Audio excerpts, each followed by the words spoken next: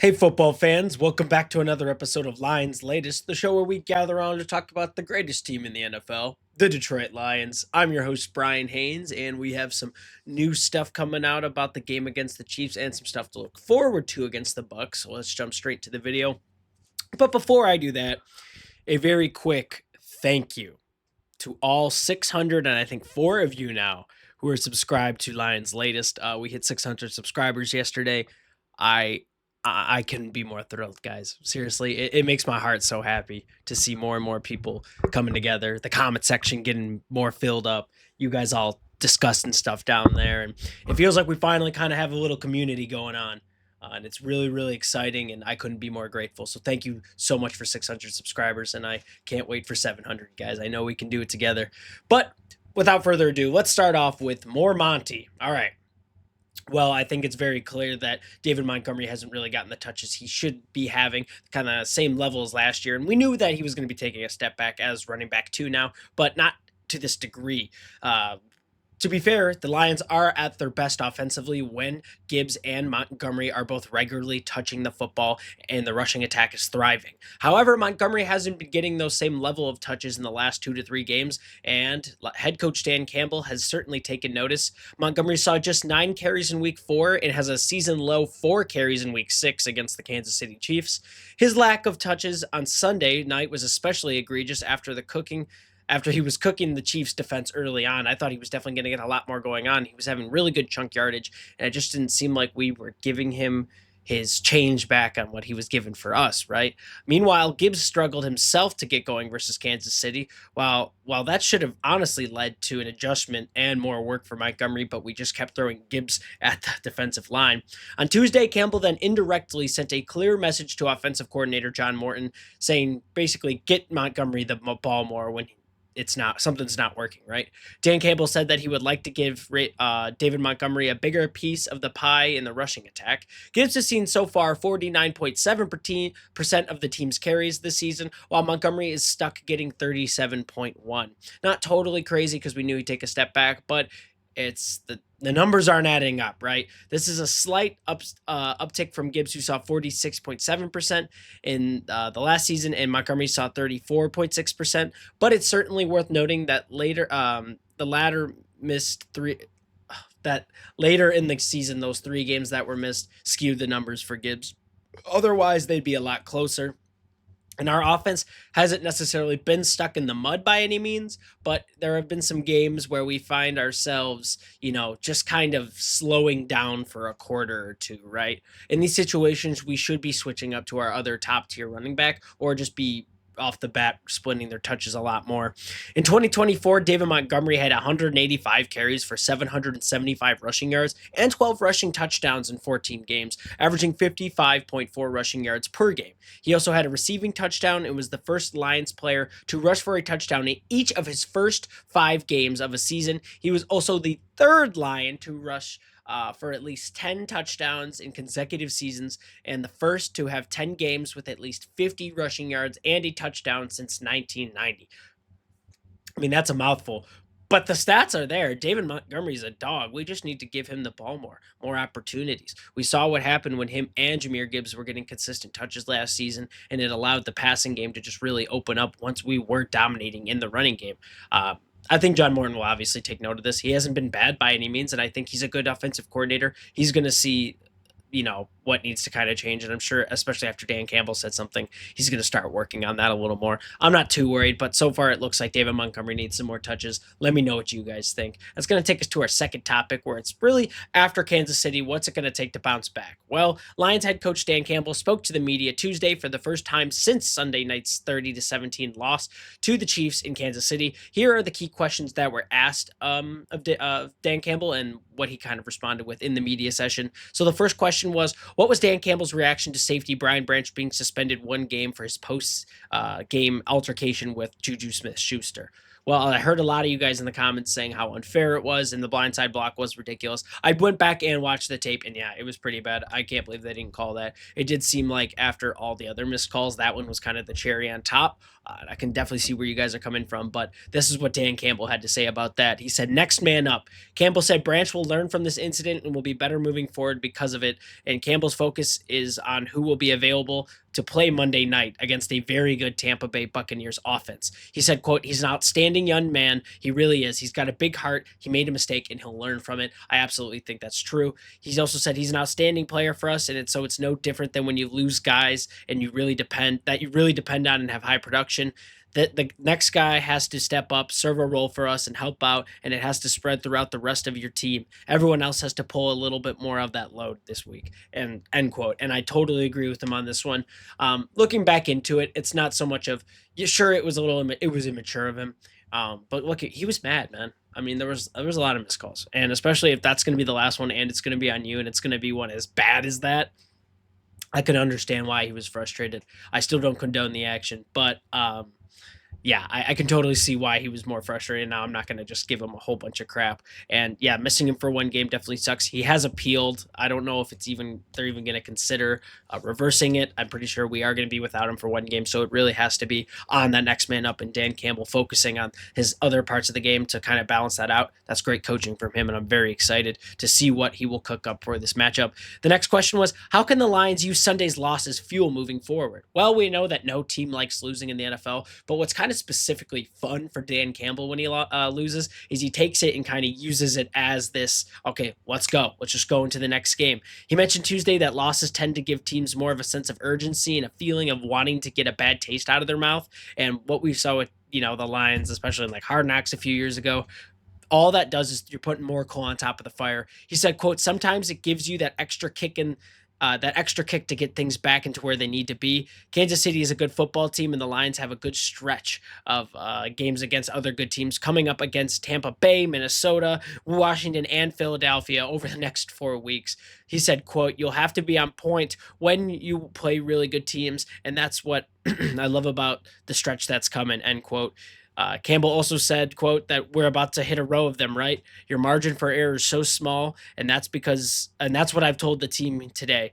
That actually fires me up because you have to be on point. You don't get the luxury of making the mistake here and making mistake there against these type of teams we're getting ready to play," end quote. So, I mean, basically all he's saying is the loss like that, it sucks, but it's just going to give them more fire for next week. And I think it plays into that, what else he was saying about making mistakes. He knows against these caliber of teams, they can't be making these mistakes.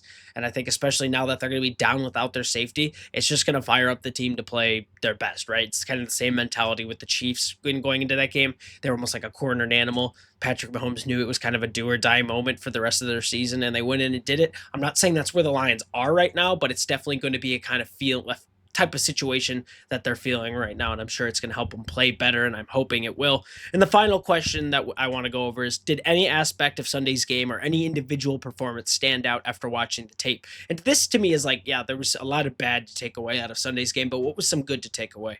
Well, Dan Campbell said, quote, "DJ Reader played his tail off that whole game start to finish. I was really impressed," end quote. And I think players like Reader, Tyleik Williams, right, they haven't been necessarily racking up a ton of stats, but they're doing a lot of dirty work inside that offensive line so other players can make plays. Reader has a great start to the season so far. He's been really good at stopping the run for us, and Tyleik Williams has also been a huge run stopping presence. We just don't hear his name called that often because there's so much that goes into stopping a run. We have linebackers, there are other linemen, but I both think they do really good, and I think there's a lot of behind the scenes stuff going on with them, and it's really helping Tyleik Williams develop into a better player. DJ Reader's just eating because that's what he does.